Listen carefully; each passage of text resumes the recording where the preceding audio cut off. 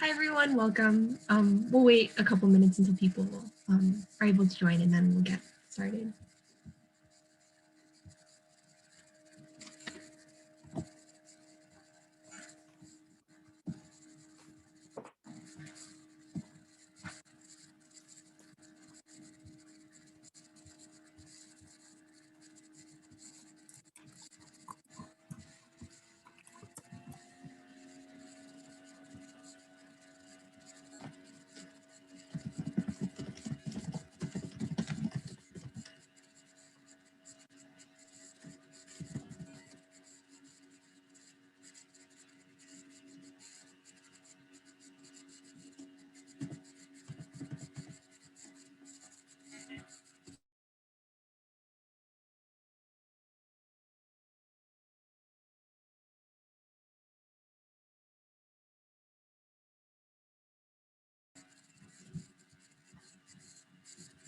All right, welcome everyone. I think we'll go ahead and get started. But yeah, thank you all for joining us today. I'm Amy, I'm use she, her pronouns, and I'm a sophomore at Stanford and one of the LTS co-chairs. So yeah, I want to welcome all of you to day 5 of Listen to the Silence.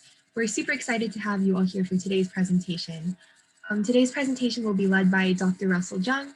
Dr. Jeung is a professor of Asian American Studies at San Francisco State University, as well as the author of several books on race and religion. In 2020, Dr. Jeung co-founded Stop AAPI Hate, which is the leading aggregator of anti-Asian hate incidents and a policy advocacy organization addressing COVID-19 discrimination. Towards the end of the presentation, there will be a little bit of time for Q&A. So if any of you have questions as the presentation goes along, please feel free to leave them in the Q&A box, which should be at the bottom of your Zoom screen. And if you need closed captioning, feel free to hit the CC button, which should also be at the bottom of your screen, and you'll have the option to change your settings as desired.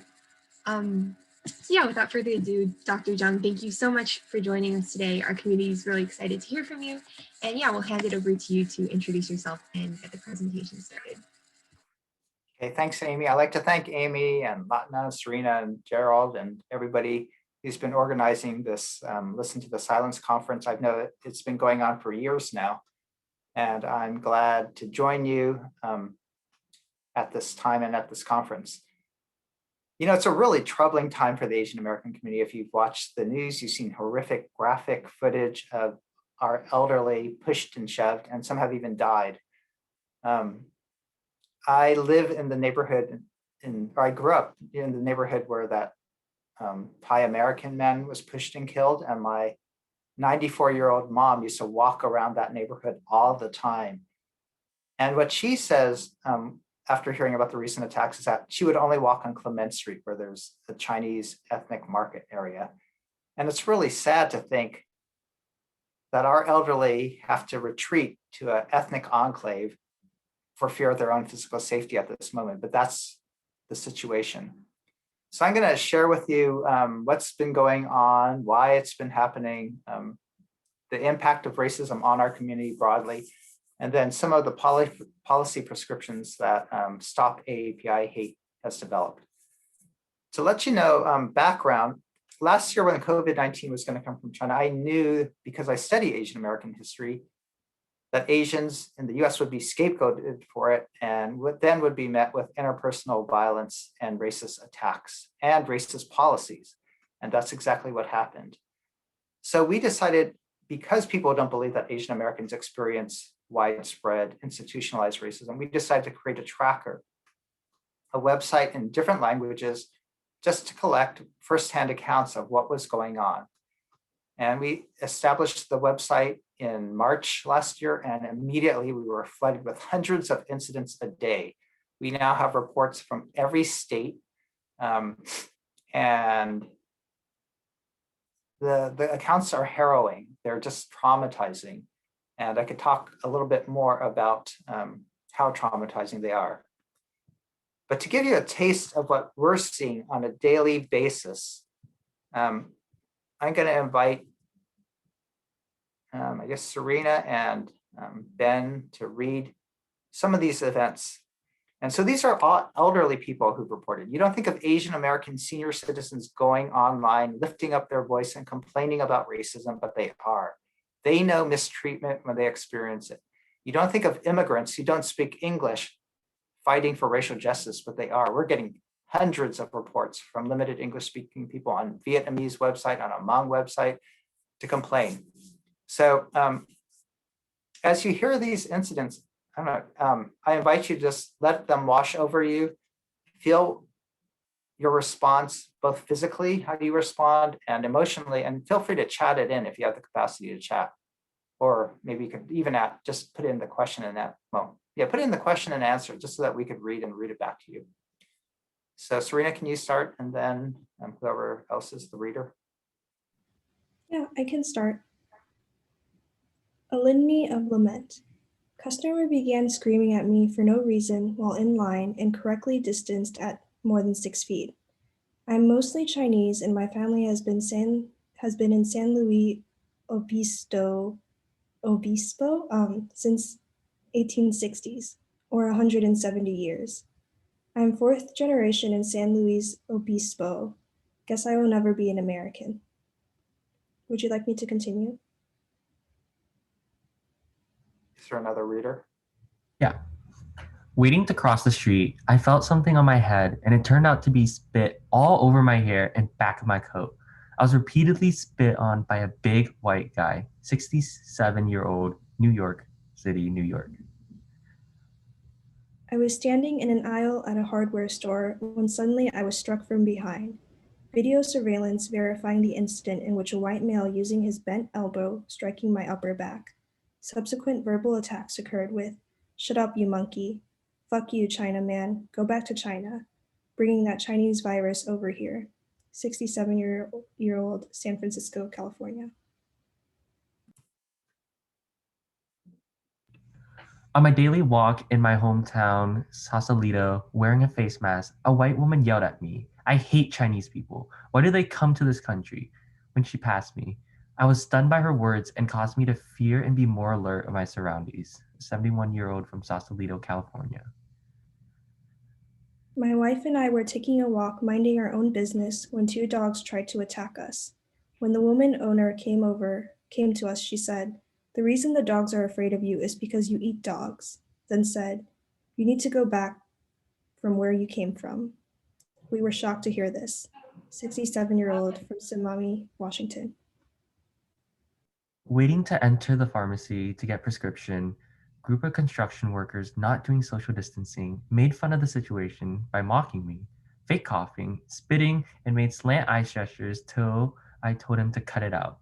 No one else called this person out, a 68-year-old from Oakland, California.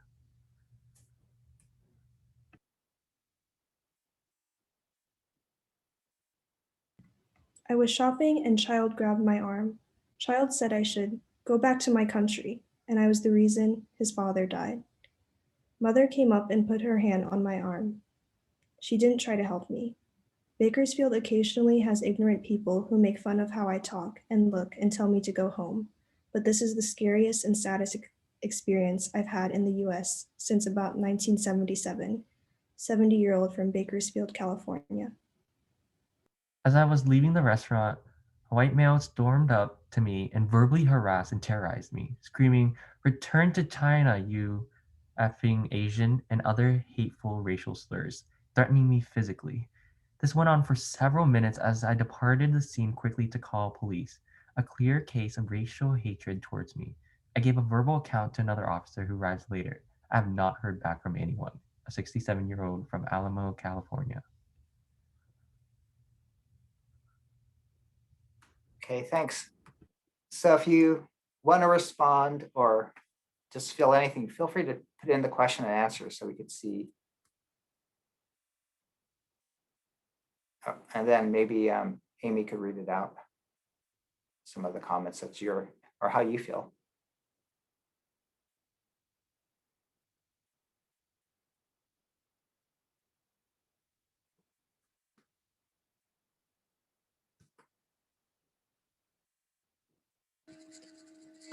Renee Wang says, "I think my main feeling is shock over how bold these people are. I've definitely received verbal harassment, but it's from people of a similar age to me.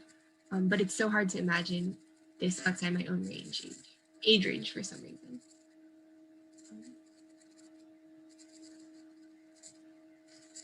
And then Leanne one says, definitely reminds me of encounters I've experienced from my peers in college. Hurts to see that all generations have to go through this.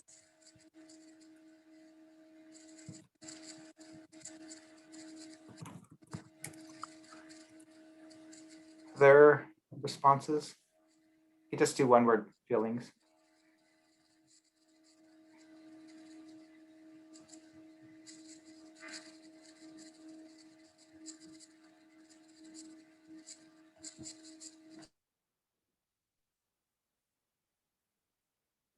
There's two more stories that are in the chat too.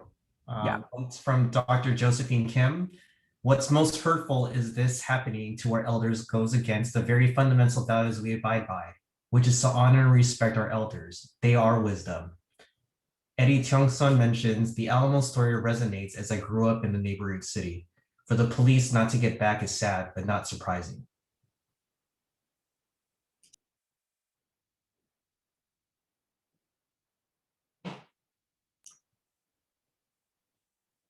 Rachel also mentioned, so upsetting that this is happening to elders all across the country, even in places we consider to be progressive.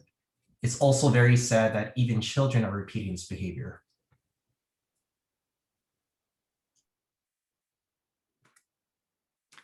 Well, thanks. It is upsetting. Like Dr. Kim said, during Lunar New Year, the first thing you do is you greet your elders and you greet and you bow to them because we want to respect them. And to see our elders treated so badly is shocking and cuts close to home. But again, we've seen throughout the data from last year, elderly were disproportionately attacked. People who others think are vulnerable are often attacked. So you could see 18% of our respondents were under 20-year-olds. So youth were often bullied, and women were attacked twice as often as men. So vulnerable populations or people or whom people think are vulnerable are often harassed. So to give you a little bit about our data, this is from last year where we had about 2,800 cases. And we have 4 general types of racism. First is civil rights violations where people get mistreated at the workplace, they're denied service or ride shares. 10% were online cases, cyberbullying. I hear you guys get Zoom bombed a lot. About 16% are actual physical assaults. We're getting pushed and shoved, having bottles and rocks thrown at us. And more recently, you've seen people slashed. And what's happening at high rates is that we're being coughed and spat upon. People are weaponizing the pandemic, thinking, oh, Asians brought the coronavirus, so we're going to reinfect them. And so my own wife was running and someone blocked the trail and actually coughed in her face. It's just dehumanizing. We're treated as objects. 70% of the cases are verbal harassment, and then about 20% are shunning. And this verbal harassment, as you'd read, isn't microaggressions. There are racially traumatizing events. You don't expect to be bullied by an adult. You don't expect someone to hurl profanities and racial slurs at you. Oftentimes it's gang bullying where you have 2 or 3 people yelling at one person. And actually we found as we surveyed our respondents, they're displaying racial trauma. These are longer term mental health impacts of depression and anxiety, getting triggered, avoiding places, and sleeplessness. So what's happening now is actually a year of hate for Asian Americans, a year of trauma. And I'm not understating it. These are just a fraction of what's happening. A UCLA study found that 7% of Californians experienced racism by April. 7% doesn't sound like much, but in California, that's over 400,000 people. That's over 1,000 incidents a day. So our data from 1 year is just really 1 day in California.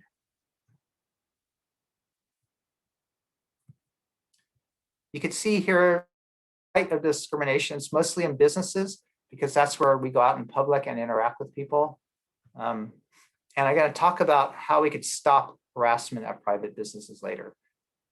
We don't have as much university and school incidents because we closed them down and you're online.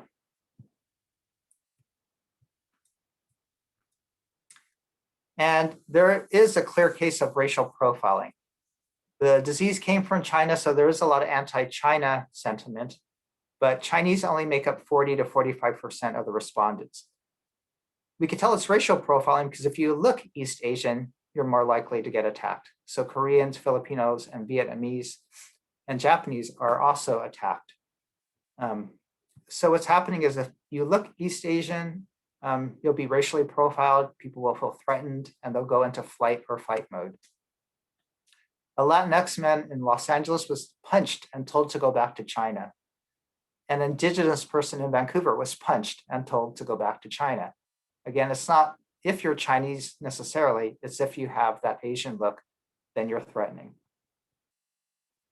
So that's what's happening. And the question is, well, why? It's just a biological virus. Why are Asians such the target? And it's clear from our data, it's clear from our research that it's the political rhetoric has incited hate speech, made hate speech go viral, and then hate speech led to hate violence. When President Trump insisted on using the term Chinese virus, it created a nexus between those two terms, China and virus. It racialized the virus. So the virus wasn't merely biological, but it was actually Chinese. And it stigmatized the people so that they were the ones who had the virus. And so hearing that term in the president's insistence on the term, we saw a clear surge of use of that term on social media, and then we saw a spike in the hate incidents that we experienced. Media representations then, again, made those terminologies, those representations viral. And here is a picture of an Instagram post of a coronavirus party at the University of Albany. So people were partying over the fact that Asian people were getting sick. Other pictures of this had Chinese people with masks, but with their eyes X'd out, that they had died from coronavirus. And they were partying over this. Another viral post that talked about the source of the disease was Chinese people eating bats. So what happens is when these media representations go viral, you may not be aware of it. You may just sort of, go past them, but thousands of images like this chemically cement in your brain that association that the virus is Chinese and Chinese people have the virus. Media, social media, and politics combined with the yellow peril stereotype, the underlying historic racism that America has always had, the stereotype that Asians are a threat to the West, that we're a peril, that we would come to dominate the West with our hordes and our racially diseased bodies. I'm arguing that the yellow peril fear, the perpetual foreigner stereotype, is much more operational, much more dominant, much more prevalent, much more insidious than the model minority stereotype. So if you ever talk about the model minority stereotype or read about it or use it in class, I think the yellow peril stereotype is what Asian Americans should be calling alarm to much more. And I'll tell you why later. As I said, we knew from history that when diseases came, Asians would be scapegoated and attacked. And that's what happened in the 19th century. You see here in this picture, malaria, smallpox, and leprosy were diseases seen to emanate from San Francisco Chinatown, bringing the specters of death. So this was one of the bases of the Chinese Exclusion Act, that with the fact that Chinese took white people's jobs and Chinese were pagans. Those were the reasons why they created the racist policy of Chinese exclusion. They were also the basis for the displacement of over 300 Chinese settlements in the 19th century. These weren't just individual lynchings. These were entire communities driven out. My family was in Point Alonis on Stanford University land, mind you, and their whole village of 200 people were burned down. Stanford then evicted the entire Chinese village, fenced it off, and kept them off. Again, mass displacement that for my family led to poverty for 3 generations because of that displacement. Anyway, disease was used as a basis for racist policies. That occurred again in the 1900s when the bubonic plague came from China and found in Chinatown. In San Francisco, health officials roped off Chinatown, quarantined the place. They allowed white people to leave, but they kept Chinese there. In Honolulu and Santa Ana Chinatowns, they burned down the entire Chinatowns, leaving thousands homeless. Ironically, that spread the rats, who then spread the disease. So this Chronicle article says that the bubonic plague has eerie parallels to modern day. A disease comes, Asians are met with interpersonal violence, and Asians face racist policies. That continued on at Angel Island Immigration Center. Asians get detained for health checks. If found to have arbitrary health defects like parasites, they'll be deported back. So in our history, disease was used to exclude, to quarantine, to detain, and to deport. So what we have is the racialization of COVID-19. You have a general truth that the virus is from China, but with political rhetoric, they create that nexus between Chinese people and the virus. Media representations reinforce that nexus. So eventually people develop a racial schema, an understanding, an automatic assumption that if you see a Chinese person in a mask early on, because people weren't wearing masks, early on, Chinese people in masks equaled being diseased. That led to the racial profiling of Asian Americans. Again, I said what was created was a schema. This is a way of perceiving the world and automatically processing information. This is social psychology 101. If you see a scary dog and it's growling at you, you don't stop to think, dog, teeth are bared, growling, looks sort of vicious. You automatically run away. Your brain is able to process information really quickly, and you go into flight or fight mode because you're threatened. In the same way, we automatically process information about what we perceive about people, if they're dangerous, if they're threats. And in the US, what people perceive automatically and quickly are your age, your gender, and your race. And so if you see someone of a particular race, you categorize them, you make automatic assumptions about them, and you're primed to notice certain things about them.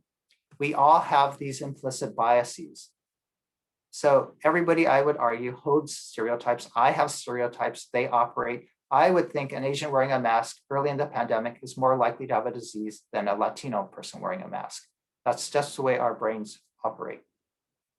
So what was going on is we're not saying everybody's racist, but everybody does operate using racialized schema so that when they saw an Asian, and maybe some people still today when they see Asians, they feel threatened and they go into flight or fight mode. And the flight mode would just be the shunning that we saw. And the fight mode was the verbal harassment and the physical assaults that you saw in 80% of the cases.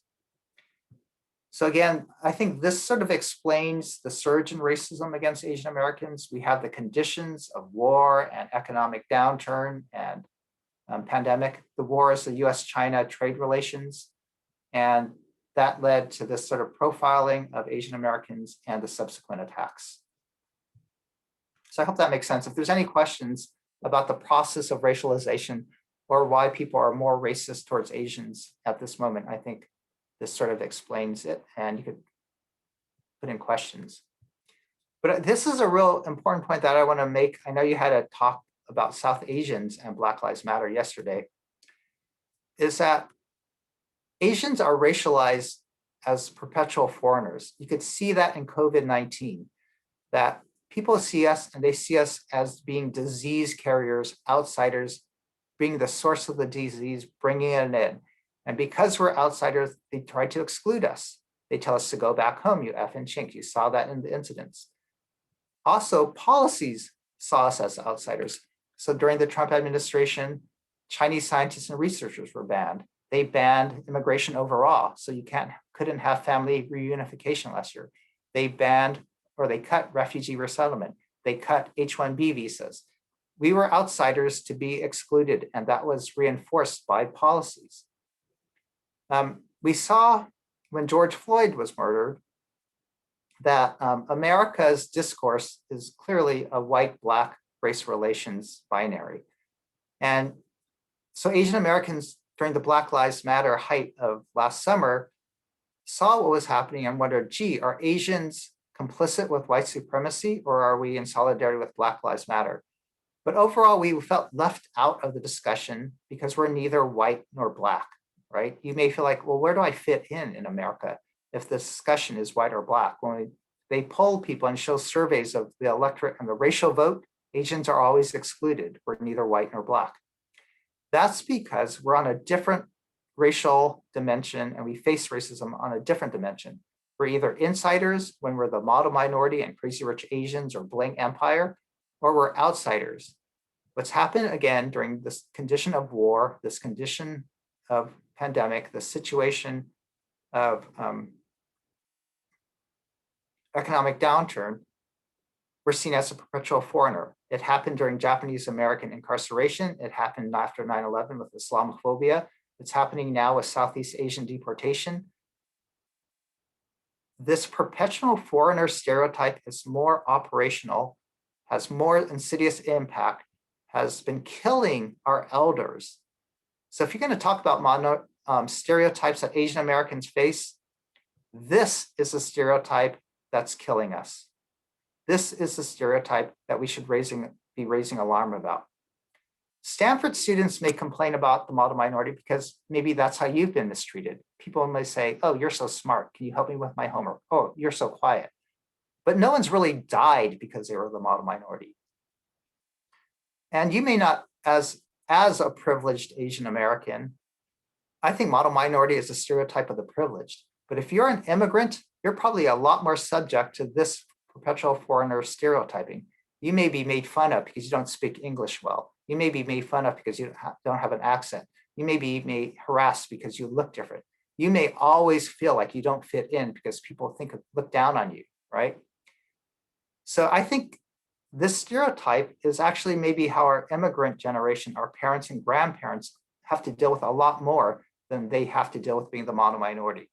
So I want you to really consider how this stereotype has been racially profiling us, has been influencing policy, and has actually impacted your parents and your grandparents.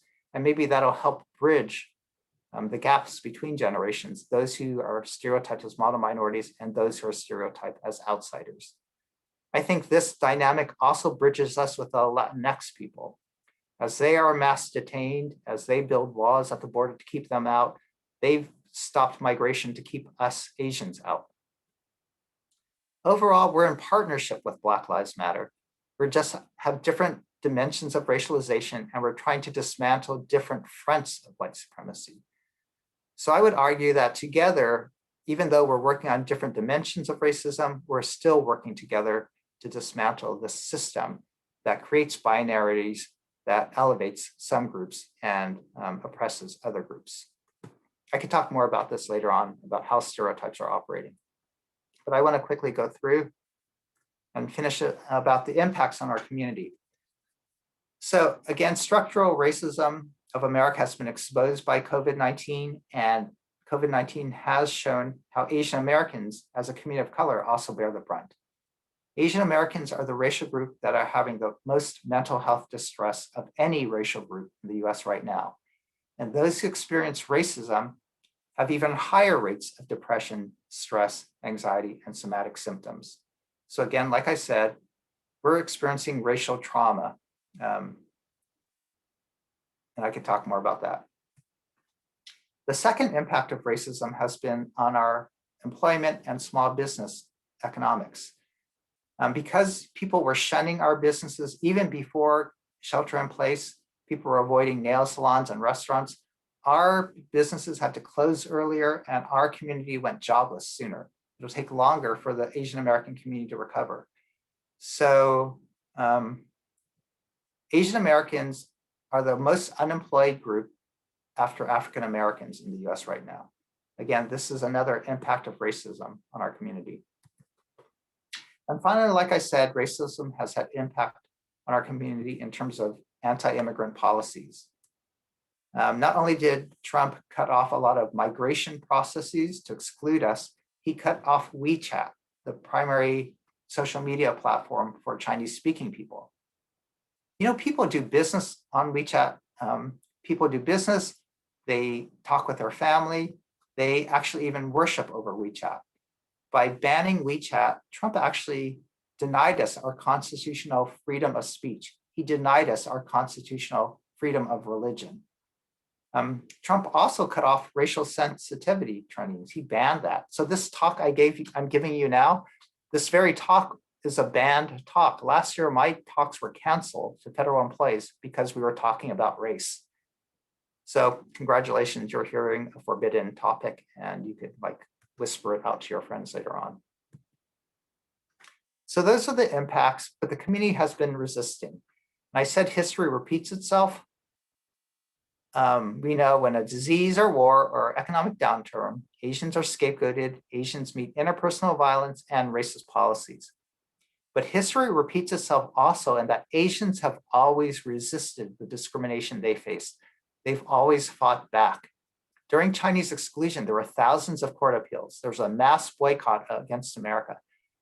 Chinese held the largest movement of civil disobedience at that time when over 100,000 Chinese refused to register with the government like they were required to. Japanese Americans won reparations for incarceration. Today, Muslims are winning political office to combat Islamophobia. So we've always fought back. And today we're using the wisdom of people who fought the Vincent Chin anti-Asian violence in the 1980s. We're using the strategies of Muslims, Arabs, and South Asian people after 9/11. We're using all that to address what's happening now. Stop AAPI Hate has worked with people from all walks of life to resist. We have data engineers helping us build dashboards. We have marketing executives helping us figure out our outreach strategy. We have high school students collecting data. And so I've really seen the community stand up. Despite how horrific the incidents are, I've been encouraged by how the community has mobilized, worked together in unity, pan-ethnic unity, worked across racial groups in solidarity to stand up. And that's why we're garnering so much attention now. In fact, we had President Biden denounce anti-Asian racism. He's heard us. We've had corporations like Nike and Pixar and ESPN just issue statements denouncing anti-Asian hate. And that's because our community has worked together and has stood up. We have some policy prescriptions about how to get at the roots of racism. One quickly is that we're calling for more civil rights protection. When we get harassed at a store and we don't have safe access to goods and services, that's actually a civil rights violation. That's denial of public accommodations. So you could actually go to an agency in California, complain, and you could actually win financial restitution. You could actually get community mediation in your language. That's your right and how your rights are protected, but nobody knows about it. So we're really pushing for civil rights expansion, more protection, more outreach, and more enforcement. Not necessarily hate crime enforcement. You saw that hate crimes are just a sliver of what's happening, but hate crime and more policing leads to the criminalization of communities of color. We don't need more mass incarceration. We need more racial healing and solidarity. And for that reason, when you see the spate of crimes against our elderly, we're not calling for more policing. We're not even calling these hate crimes because we don't know the bias or the motivation of the perpetrators. We don't know if they're racially motivated. And to call everything a hate crime actually just stirs up animosity between African American and Asian communities. So instead, we're calling for community safety that everybody embraces. We're calling for multiracial community ambassador programs where you have local residents walking around just welcoming and greeting neighbors. It's not policing, it's not vigilante volunteer patrols who can racially profile. It's neighbors walking around, helping neighbors, talking to the merchants, helping the unhoused. And this has actually been evidence-based proven to reduce neighborhood crime. So we're advocating for solutions that work, solutions that are, again, transracial, that helps everybody, and solutions that avoid the mass incarceration of our communities. So just to conclude, I said during Black Lives Matter, Asians often don't know how to fit in. We don't know where we belong in America's black-white racial divide because we're neither white nor black. We feel invisible a lot of times because we're not part of that white-black dialogue. And we also feel excluded because we are being seen as outsiders. Our grandparents are made fun of because of their accents. Our grandparents are being pushed and shoved. And so it's clear we may not feel like outsiders, but we are perceived as outsiders. And that's why you're asked, where are you from? Oh, you speak English so well. And so Asian Americans are wondering, do we fit in? Do we belong to America? And my answer to that is that I don't want to belong to America. I never did. I never really felt like I fit in here. But then who wants to belong to an empire or a nation that mass incarcerates? Who wants to belong to a nation that mass detains people and separates their families? Who wants to belong to a country that mass deports people across the ocean to separate families?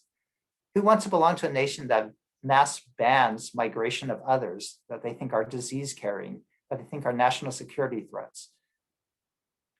So I don't want to belong to America as it is. And what I hope for and what I dream of is what I saw last weekend in Oakland when we had a racial healing rally, when we saw a different America that I do want to belong to, an America that is inclusive of different racial groups, an America that does welcome in everybody, that doesn't have a black-white binary. It's hard to imagine, and it's hard to embody, and it's hard to live out. But I think now, with this pandemic, it's our chance to actually have that racial reckoning and that moral reawakening to envision a better America that we would all want to belong to. Thanks.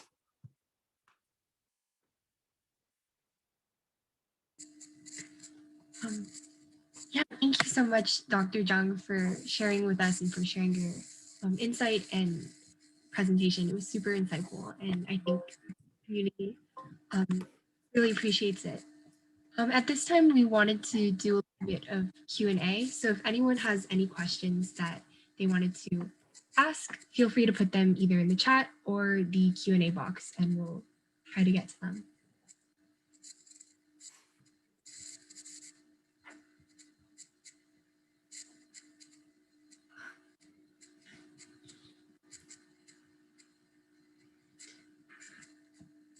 While you're thinking of questions, I'll tell you what's happening with Stop AAPI. So, you're seeing a lot of the attention on the news, and it's not necessarily that we have more crimes against our elderly. In my neighborhood, I live in a low-income, multiracial neighborhood. We see violence every day. It's just a way of life. So I don't think it's necessarily that people are targeting us with hate right now in terms of the crime. It's actually people are now paying attention to it, and it's because the Asian American community has risen up, because we have the graphic footage, because we have the Stop AAPI hate data, because everybody's sort of reinforcing that message and denouncing it, because we have influencers on alternative medias like YouTube and TikTok, because we actually have Asian American politicians and Asian American celebrities addressing it. I think that's why we've created a movement to address it. So these ills of racism have always existed, just like Black Lives Matter.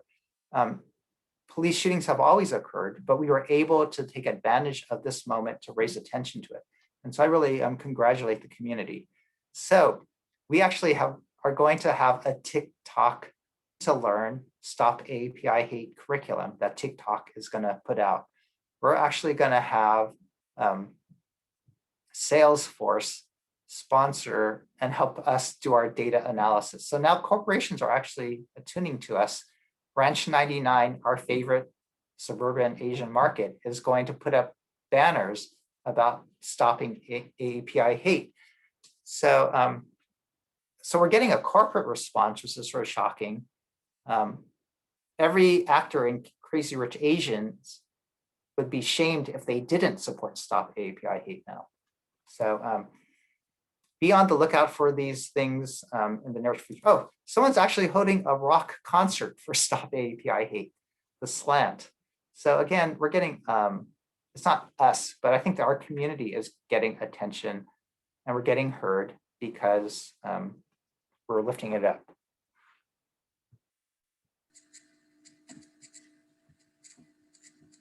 Yeah, thank you so much for sharing about those. That's super exciting to hear. I think we had a couple questions in the chat and in the Q&A. So Rachel asks, can you speak to how the lack of Asian American representation in media and leadership contributes to us being alienated and seen as foreigners? Yeah, that's true. That's why, again, we're out of the national discourse. We're neither black nor white. But the reason why we're getting attention now is because we do have a few Asian American journalists. We do have a few Asian American elected officials, and they're using their platform. I've been on a lot of national media the last 2 weeks. Almost every journalist I've spoken to was Asian American. Either the producer was helping a white journalist interview me, or it was an Asian American journalist who was really sensitive and knew the issue. So unless we had people at the table or people who had voice, I don't think we would have gotten the story across. So in general, the lack of representation in politics and journalism has hurt us, but the few who are in those positions have really helped us. And again, that's why we're getting the story out at this moment.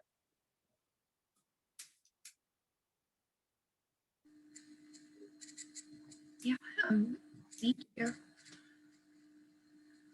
I think Kathy asks in the chat, what advice should I tell my elderly mom when she goes out to go to church or out walking around by herself to be safe? Anything that she should bring with her or be aware of? Or, yeah. I think, well, it depends where you live, right? And so we don't even let our teenager go out by himself where I live because it's so crime ridden. So if your mom feels safe, then she feels safe. I would, again, if she feels safe enough to go out alone, I don't want to alarm her unnecessarily, but she should take precautions, just sort of forewarn her, oh, we know people are harassing people, so just be on the watch out for that. I think being braced and ready actually does help.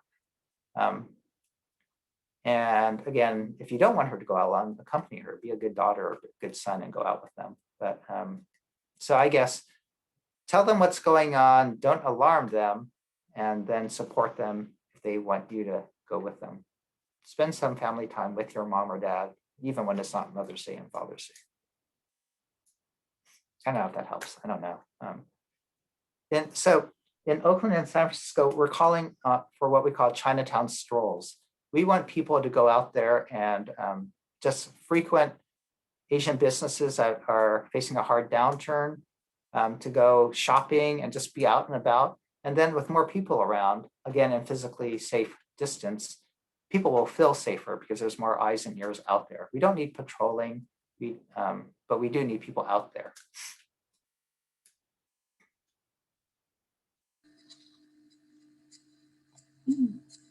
Yeah, thank you. I think there are a couple questions in the Q&A box, Dr. Jeung. I'm not sure if you wanted to prioritize any of them or if you could see the... I can't, I'm asking, can you do it?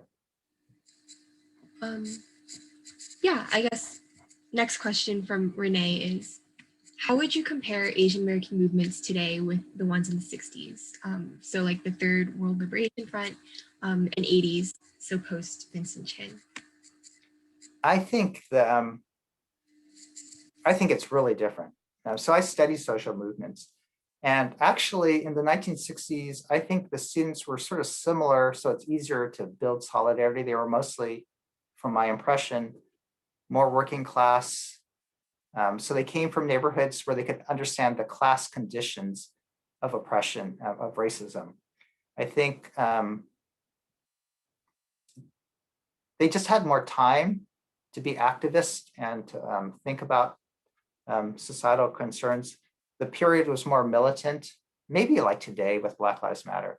But I think the militancy of the time, the class background of the students, and that maybe even their smaller numbers, there's more minority status, enabled them to come together and then really make change.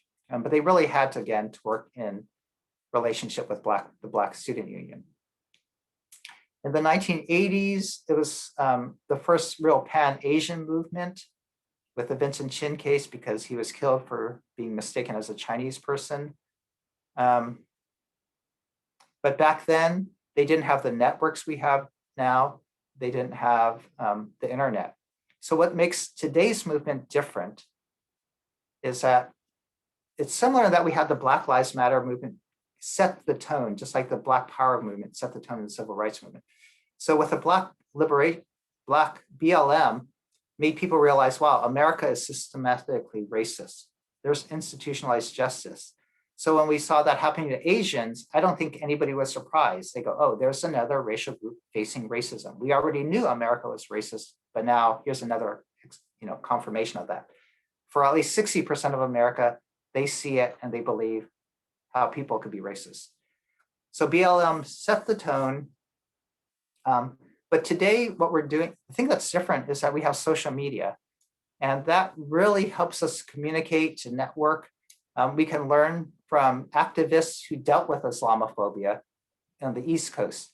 And so 2 of our national organizations are led by South Asian women. 2 of our leaders fighting anti-Asian hate now are South Asian.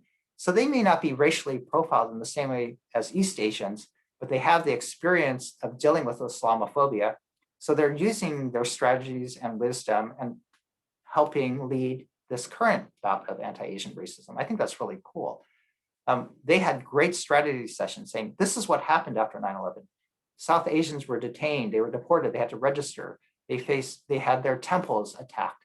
So we prepared. What would happen if there was a mass shooting at a Chinese church? We prepared. What if they racially profiled Chinese scientists? We were prepared. What if they mass ban migration? And we learned from the experience of those activists. And then with social media, besides connecting us, social media amplified our voice. And again, Asian Americans are really adept at using social media. Asian Americans are good at making YouTube and making Instagram posts and using TikTok. And I think that's how we've been able to build a national movement. And because we have influencers now, more stars like Olivia Munn or I don't know, who else has spoken up? Ronnie Chang from Crazy Rich Asians, he's helping us. Jeremy Lin, they've all really stood up. And I don't think you had that in the 80s or the 60s. So again, it's the entire Asian American community using the platforms that they have. And with the people in power that we have, I think we've worked together better to make this a national movement. I think this is going to be a long-lasting movement because this racism isn't going to go away. Oh, the other thing that contributed was Trump, because Trump's racist language, it spiked the racism, but it galvanized the community, right? A lot of Asian Americans voted because of the racism, and they voted him out. And then now Biden's listening to Asian Americans because we voted and we're a voting bloc and we have power, and he needs to listen to us. So this is a great study. If you're a sociologist, figure out, why is Asian American violence now an issue? Why are corporations jumping on board? Why does every Asian American celebrity address it on social media? What are the ingredients that make a successful movement? And I would argue, again, having the data was significant and having the graphic footage. The graphic footage affects your heart. You see it and you feel pained when an elderly person gets pushed and shoved. The data and the trends teach the mind. People realize that incident isn't isolated. This is a pervasive, systematic trend.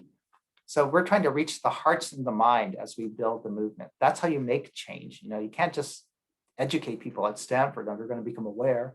You got to make people moved to act. You got to change the narrative, but you also need to document what's going on. Change people's hearts and minds. Okay. No, yeah, thank you so much for that. Yeah, and thank you to Renee for that question.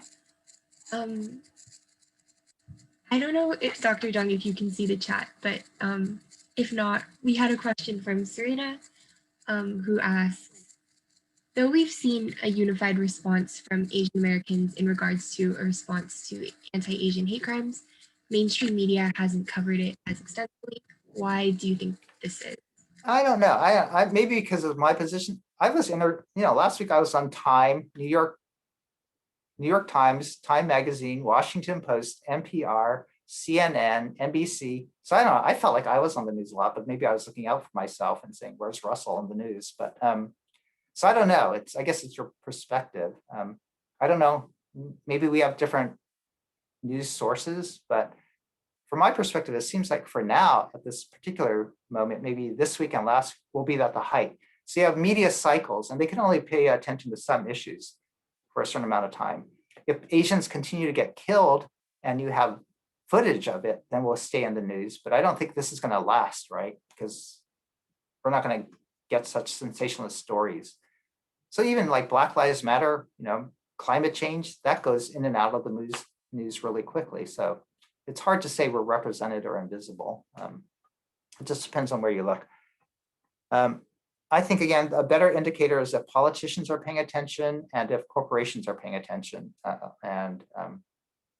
Media attention is sort of like, actually, everybody's attention is like 6 minutes in America. We're like flies, right? We don't even care about the pandemic anymore. We don't wear a mask. That was last year's disease. So, it's hard to say whether we're invisible or not. I don't know. Maybe just because on my social media is Asian that I get a lot of this. So it depends on where you're at. Probably someone in Arkansas, nobody even knows what's going on to Asians. That's the thing about where Asians are invisible. Asians are unheard. Well, it depends on your point of view. If you take a Eurocentric point of view, yeah, we're invisible because white people never pay attention to us. But a lot of Asian people see Asian people. So we're not invisible to other Asians. I see Asians everywhere, I hear Asians all the time. Ever gamble with them? Ever eat with them? We're not quiet. I hear them all the time. So it's all a matter of your perspective of whether we're quiet or misrepresented or unheard. Depends on your point of view. Yeah, definitely. Yeah, thank you for that answer, and thank you to Serena for your question. I think there are quite a few more questions, and I don't know if we'll have time to get through all of them.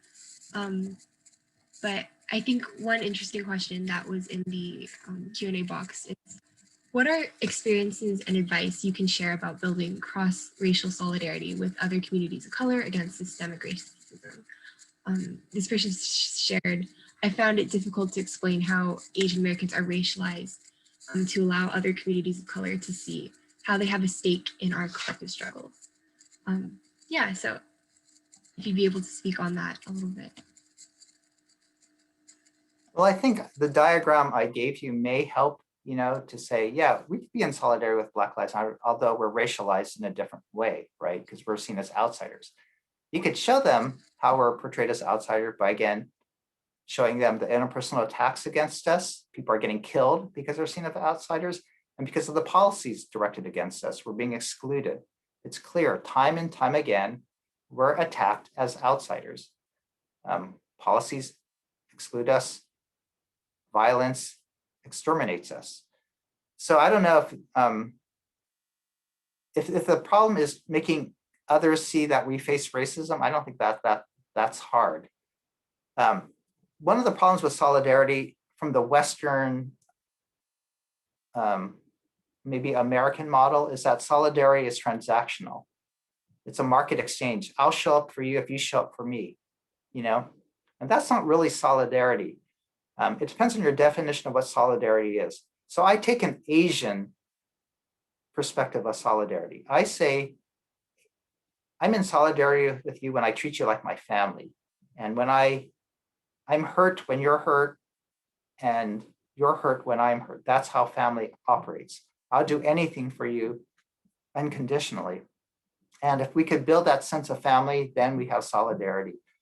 So that's not, a market exchange. I'll show up only if you show up for me. It's just we feel for each other and we're connected, and we know what happens to one person impacts what happens to another person.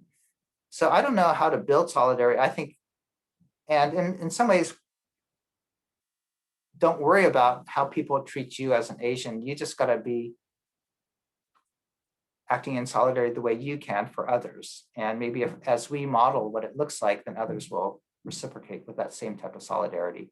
I guess you can't really control how people view you or see you, but you could act in the way you want to be treated, and you could act in solidarity the way you want to have solidarity. And then maybe Asian Americans will be a model of solidarity for others. Maybe Asian Americans will be a model of racial justice for others.